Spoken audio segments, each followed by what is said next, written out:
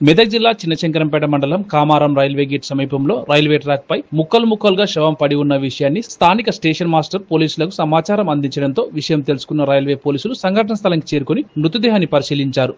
ఎలాంటి ఆనవాళ్లు దొరకకపోవడంతో పోస్టుమార్టం నిమిత్తం పోలీసులు కామారెడ్డి ఆసుపత్రికి తరలించారు.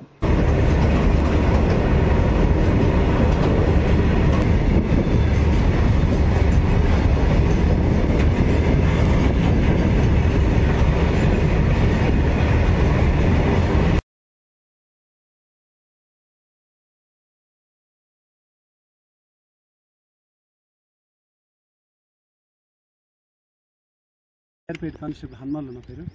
నేను కామారెడ్డికి నిజామాబాద్ నుంచి వచ్చిన. ఈరోజు ఉదయం ఏదో గుర్తు తెలియని ట్రైన్ కింద ఒక 32 సంవత్సరాల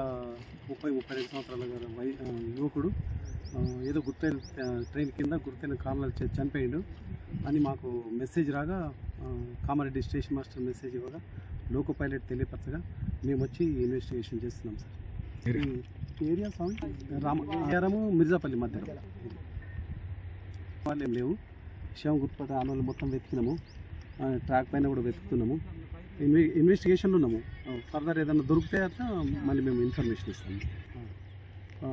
పోస్ట్ మార్టం నిమిత్తము మృతుని శవాన్ని కామారెడ్డి ఆసుపత్రికి తరలిస్తున్నాము. 2 రోజులు ఉన్న తర్వాత ఎవరైనా ఆచూకు తెలిసిన వాళ్ళు వస్తే వాళ్ళకి అప్పగిస్తాము. లేదంటే